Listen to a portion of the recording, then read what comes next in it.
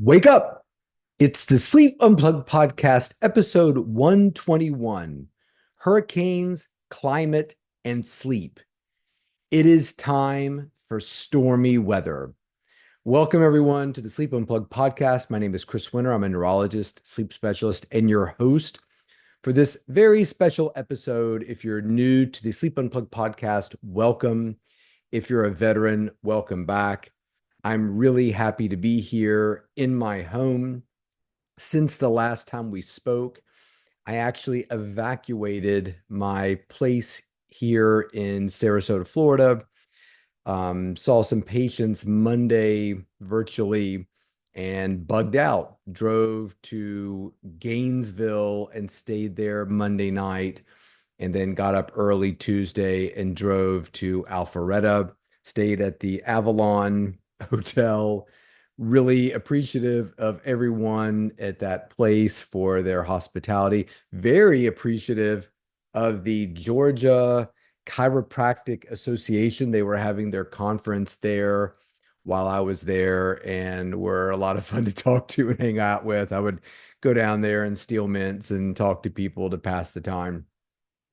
Uh, Big hurricane, really thinking a lot about Florida and all the people who were affected by this hurricane and the last one, Helene, and thought during the hours and hours and hours that I've been driving lately about this podcast and thought it'd be an interesting thing to explore. A couple other big notes. Our podcast has gone over, well over 200,000 downloads, a big milestone. I want to thank everyone out there in the Sleep Unplugged community for supporting the podcast, sharing the podcast with others. Looking at the way the podcast started out, it's pretty shocking that we're already past 200,000 and heading to 250,000. So thank you very much. Also want to give a big congratulations to both the Los Angeles Dodgers and the Cleveland Guardians for advancing to the National League Championship and the American League Championship, respectively. Very frustrated that the San Diego Padres had to meet the Dodgers so early. They're another team that I work with. I would have loved for them to be in the National League Championship Series together. Really hoping Cleveland and LA meet in the World Series. And we're on the way because the Dodgers just beat the Mets 9-0. So that's a good sign. Wonderful organizations, both the Dodgers and Cleveland and San Diego all did wonderfully well this postseason. And the Red Sox and Blue Jays, we're going to get it next year. Comments, corrections, criticisms. I've just got a quick one from listener and follower. Let me find it. Corey. Corey said, "Hey, Chris, been a fan of your work for a few years. Reading The Sleep Solution really helped me get through a very rough insomnia cycle. And the podcast is also great for continuing to reinforce a positive sleep philosophy and healthy sleeping habits. Always appreciate your nuance and pushback you bring around the topic of getting out of bed after 15 minutes. Really illustrates the problems with one size fits all approach to generic sleep advice." That'd be a great podcast, wouldn't it? Sort of generic sleep advice and how it can be helpful to many, but maybe hurtful to some. Now, the correction that Corey gives is, I love it. Comments, corrections, criticisms, Corey, all with a C, is anyway, all to say that the time that people are trying to break is a 2-hour marathon, not a 3-hour marathon. So that's my contribution to the correction section of the programming if no one else beats me to the punch. Well, nobody beat you, Corey. You were the first one to mention it. I did say in a recent podcast, I don't remember exactly which one it was. It was one, I think it was Sleep Maxing. It was last week's podcast where I talked about the effort to try to break a 3-hour marathon. That is broken. It is, like Corey said, the effort to try to run a sub 2-hour marathon, which is incredible to me. And one point, I remember having a treadmill set to the pace you would need to average to run, a very Olympic marathon, and you could barely even run on it just for a few seconds. It was really incredible. So thank you, Corey. It pains me when I put a podcast out there in the world that has information that is not factual. I hate that it lives out there. So anybody who listens to the sleep maxing episode in the future will hear incorrect information, but at least we can correct it on here. So the podcast episode we always talk. So if you want to reach me on social media, it's Dr. Chris Winter, Twitter, Dr. Chris Winter, Instagram. And I really want to thank everyone who knows I spend some time down in Florida for all the well wishes. And hey, I hope you're okay. I hope you got out okay, and hope your place is okay. And it is. Our place is built like a little tank, and it was all right. Neighbors did well. I got to tell you a great story. So moved down here, and the neighbors down here are just awesome. And a bunch of them decided to stay, even though it was sort of an evacuation mandatory kind of thing. I think that's how you differentiate true Floridians from people like me who pose to be Floridians from time to time. And anyway, so I've got these wonderful neighbors across the street, an older couple, but very capable. I mean, just like get out of the way, I'll do that thing for you kind of people. And anyway, so we got the call after the hurricane happened, and it was the wife of the neighbor next door. And she's like, yeah, I'm walking around, and everything looks great with your place. I walked around, your garden doesn't look too bad, and there's no trees that have fallen down. I haven't walked into your place yet because I'm still walking around in my nightgown, but I'm going to go back and get dressed, and I'll go over and check the place later on. Love that you just walk out post hurricane in your nightgown, check it out, get the mail, have a cup of coffee that you make with your generator, and move on with your life. So really thinking about people who lost a lot in this storm. And really that was the impetus for this episode. So real quickly, the title of the episode, It Is Time for Stormy Weather, is from the song Stormy Weather by the Pixies. Very close to putting Shelter from the Storm by Bob Dylan, because I really want to feature Bob Dylan, but I thought that was a bit too obvious, and thought this was a good place to insert the Pixies, who were one of my favorite bands. They released their first album, Surfer Rosa, in 1988, their final album, 91. And man, that was the formative time of my music. That was sort of junior year of high school into my first year of college. Surfer Rosa, Cactus, Where Is My Mind? Just love, love, love that album. Um, Doolittle was their second album, which was I don't think I've ever worn a cassette out and then subsequently a DVD out like I wore out Doolittle. And then Bossa Nova came out in 1990. It was their third album. I really liked it. It had some really good songs on it. Allison was one, and obviously Stormy Weather was another. So I love the band formed in Boston. Uh, Black Francis, as he goes by, Frank Black, and a buddy of his were at, I think it was like UMass Amherst, and they just kind of got together and were jamming and played a lot of music together. Eventually, I think they dropped out and they decided to put a band together, and they put an ad for it was something like an ad in the paper. They said, if you like Singing in the Rain and Husker Du, please try out to be in our band. And only one person tried out, and it was Kim Deal, their bassist. And she showed up to try out as their bassist without a bass. She had never played before. So they said, well, based upon the fact that you like the music we like, you're hired. And she came and she quickly learned, and her sister Kelly Deal almost became the drummer for the band, but she wasn't a confident drummer. I love the fact that her sister never played bass. She's a confident bassist, but her sister not a confident drummer. So Kim Deal's husband said, "I know a guy named David. I met him at a wedding, and they formed the Pixies." Somebody looked it up in the dictionary. They liked Pixies.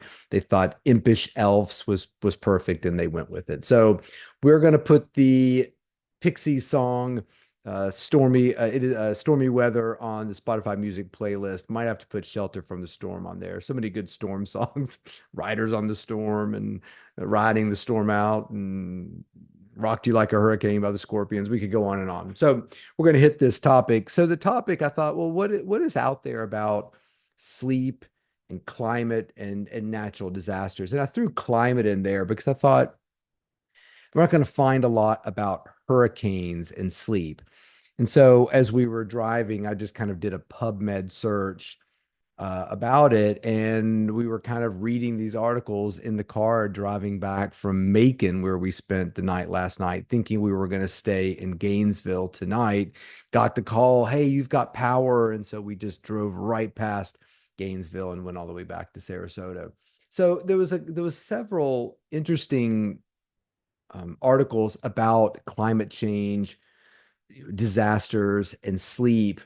One of them was an article called, the article was titled Planetary Sleep Medicine. What a great topic. What a great niche to find yourself in. Everybody was like, oh, I think, Chris, this is so awesome. You do sleep and all these elite athletics and you work with all these sports teams. It's great. It's a lot of fun. And I like when my teams win. I get really upset when they lose. But planetary sleep medicine, man, that vacancy is waiting to be filled, isn't it? So planetary sleep medicine, studying sleep at the individual population and planetary level. And there was a little quotation excerpt I'm going to take out of that paper, which I thought was really interesting. Fluctuating temperatures, warmer values, and heat due to extreme weather and psychological distress imposed by disasters like floods, wildfires, droughts, hurricanes, infectious outbreaks by emerging and reemerging pathogens may contribute to inducing mismatches between internal time and external environment and disrupting sleep, causing poor sleep quality and quantity, and sleep disorders such as insomnia and sleep-related breathing disorders, among others. Climate change will generate relevant costs and impact more vulnerable populations in underserved areas, thus widening already existing global geographic age, sex, and gender-related inequalities. Man, isn't that the case too? I was thinking about that during this entire disaster.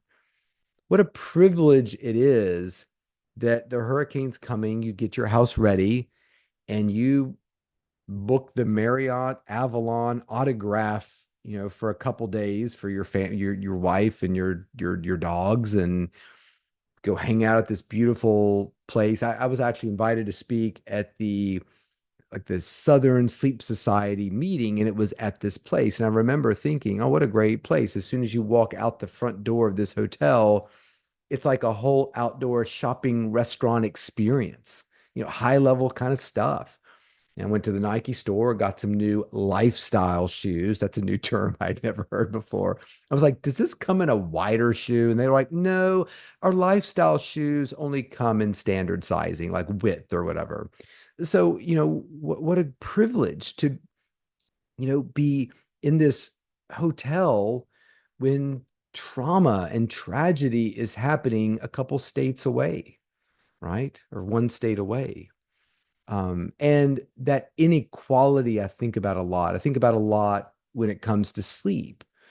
The sleep max, the perfect temperature, the comfortable bed, the bed that you don't have to share with somebody else if you don't want to, having a bed itself, not sleeping on the floor or sleeping outside. And this article was basically saying, look, the climate is only going to worsen existing sleep inequalities. And I've wanted to do a podcast about sleep inequality, but it's one of those things where I really want to spend time and get it right. And I always feel like I haven't had that time recently to do it. But anyway, so when you think about actual hurricanes, there were a lot of papers about that. From 2023, Child Psychiatry in Human Development, there was an article called Sleep Disturbances and Delayed Sleep Timing Are Associated with Greater Post-Traumatic Stress Symptoms in Youth Following Hurricane Harvey, which I thought was really interesting. They looked at 68 8 to 17-year-olds, did a completed, this big assessment somewhere between 6 to 9 months after Hurricane Harvey.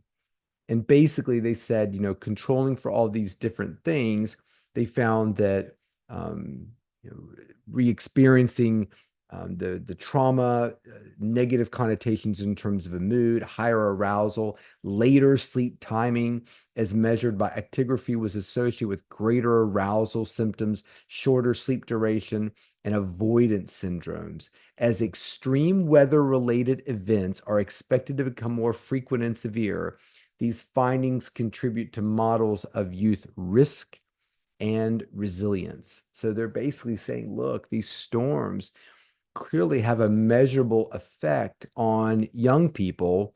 And as these storms continue, it's only going to raise levels of anxiety and difficulty sleeping in individuals. So there were several articles about kids. Another article that came out in 2015 in Sleep Health, sleep deprivation and adverse health effects in United States Coast Guard responders to hurricanes Katrina and Rita.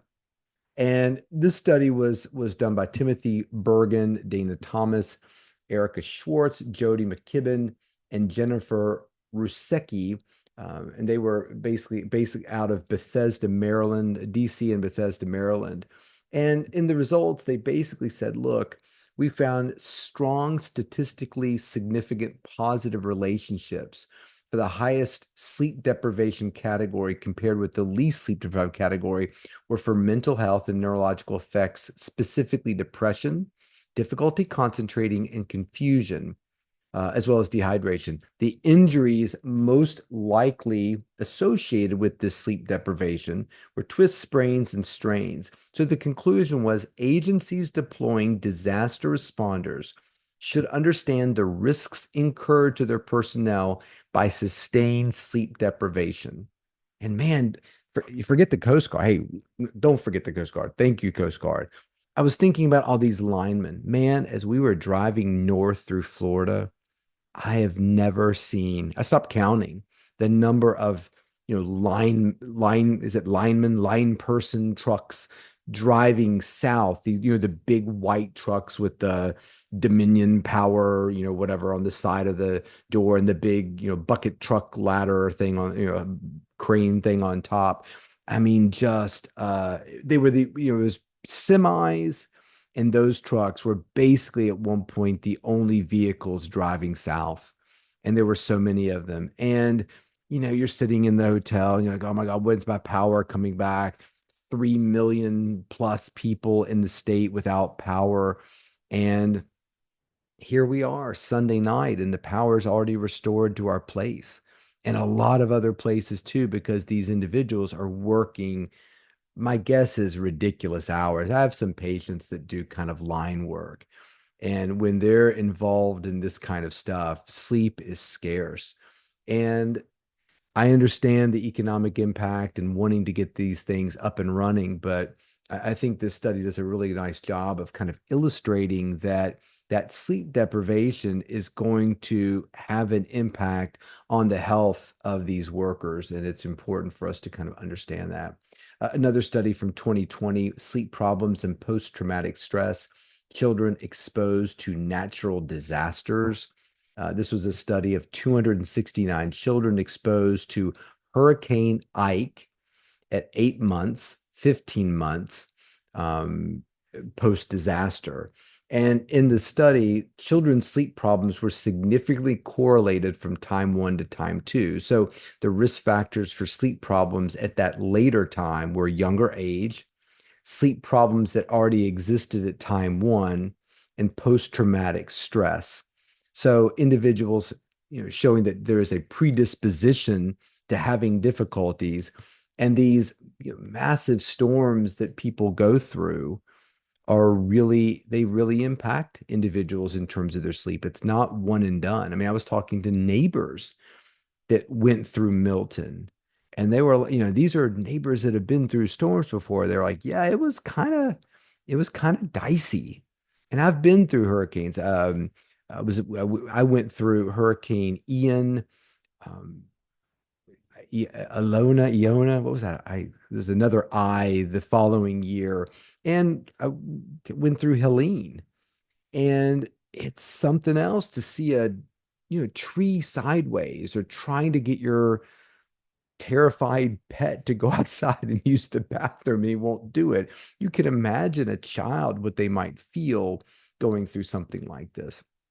Another study, 2018, sleep disturbances, post-traumatic stress, and psychological distress among survivors of the 2013 super typhoon Haiyan. Um, another study, disaster-related exposures and health effects among U.S. Coast Guard responders to Hurricane Katrina and Rita, cross-sectional study. Another study that targets Florida.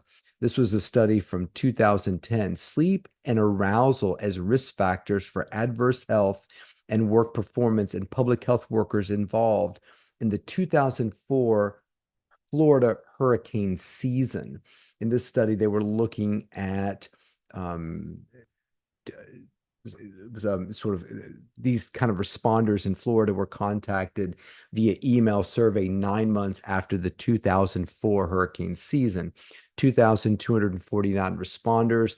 Results showed that more than 18% of these employees reported reduced work performance, and 15% reported more than 7 bad mental or physical health days in the past month.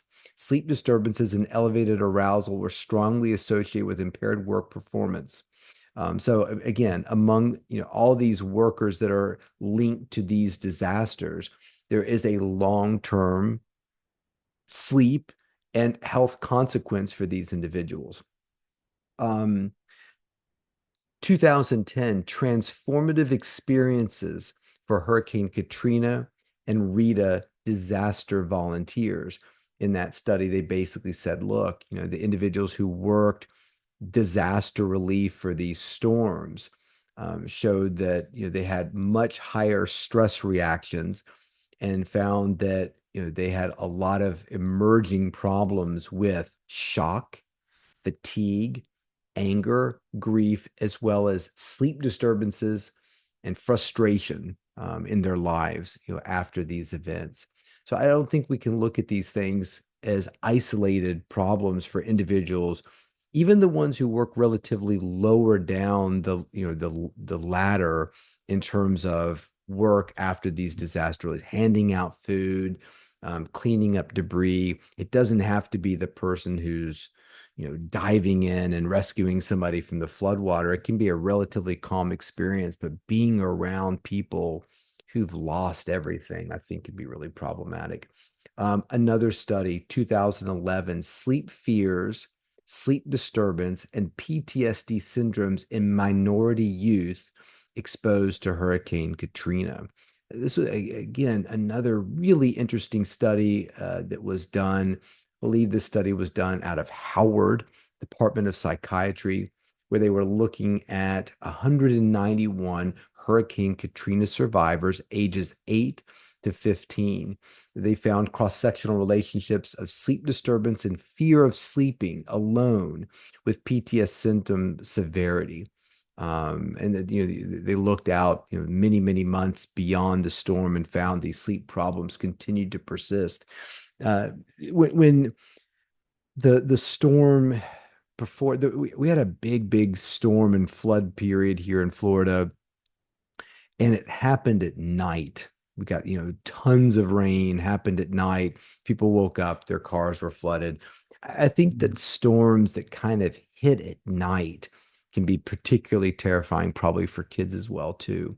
Sleep disturbances and its relationship to psychiatric morbidity after Hurricane Andrew was a study back in 1995, involved 54 victims who had no psychiatric illness in the 6 months before the hurricane. And then basically after the hurricane, they saw signs of PTSD, depression, greater frequency of bad dreams, and sleep disturbances in general. So we could go on and on. 2020 study looking at positive airway pressure therapy preparedness and outcomes following Hurricane Irma, and that's a big deal too. We were talking about that individuals, who require sleep CPAP for their sleep apnea. When power outages happen with these big storms, individuals are suddenly without the thing that allows them to breathe effectively at night. And I've got patients who will not sleep without it. They will find power. They will run it on a generator, battery backups, and things like that. So that's really, this was a difficult show to put together on the road, but I did want to highlight the idea that nobody escapes, I think, unscathed from these storms. And while I'm super happy that our house did okay, and the people that we care about down here are all right. That's not true for everyone, and we drove home and got home kind of late at night, so we saw the debris and limbs everywhere around our place. But I imagine it's going to be a real shock tomorrow morning when the sun comes up and we actually see the devastation down here. So I just kind of wanted to, think as we think about climate change, as we think about the way our Earth is changing, I would encourage a couple things. Number one, I think it's important for us to be aware that these climate changes are real. Anyone who's telling you that this is not a real thing, global warming is not a real thing, is lying to you. In fact, when you look at the origin of Hurricane Milton, it happened because of the rising temperatures in the Gulf. This was a very unusual storm, and we'll find out more about it as scientists have time to study it. But this thing just originated, and we were warned, hey, the Gulf is hot, coral reefs are dying, and this high temperature in the Gulf is going to create a very chaotic hurricane season. And listen, we're not through with it yet, potentially. So just because we had this bad storm, I always feel like after a storm, it's like after an illness, like you get the flu, oh, you're sick, and then you recover. You kind of have this feeling like, okay, well, great, I'm done with flu. Well, we may not be done with hurricanes by a long shot this season, and certainly future seasons to come could be bad. So I would encourage you to vote. I would encourage you to vote in a way that is reflective of the way you feel about climate for yourself and the climate that people in the future, your kids and your grandkids, are going to have to deal with. I think that's extremely important as election season rolls around, because as much as other issues are important, we care about the economy, we care about migrant, and making sure that they have places to be, in a way that's legal and allows other people to live the life the way they want to, but also deals with the problems that create migration in their own country. Why do people leave and come to the United States? They leave because of instability. Do you want to leave your house, the country you and your family grew up in, and just go to another country? No. You leave because forces push you that way. So when we think about climate, I see it related to everything. I see it related to immigration. I see it related to the economy, the cost of goods, securing affordable housing. All of these things are interconnected. And unfortunately, sleep is connected in there as well too. So good luck to the Dodgers. Good luck to Cleveland. I'm going to be watching those to try to escape some of the realities that I'm dealing with right now. If you enjoyed the show, if you have a climate story to tell, if you want to share what's going on with you right now, please do. Dr. Chris Winter Instagram, Dr. Chris Winter Twitter. You can find the Spotify music playlist. We will add to it the Pixies song. We put all of our content on YouTube. I hope everyone out there is safe and well. And until next week, sleep well.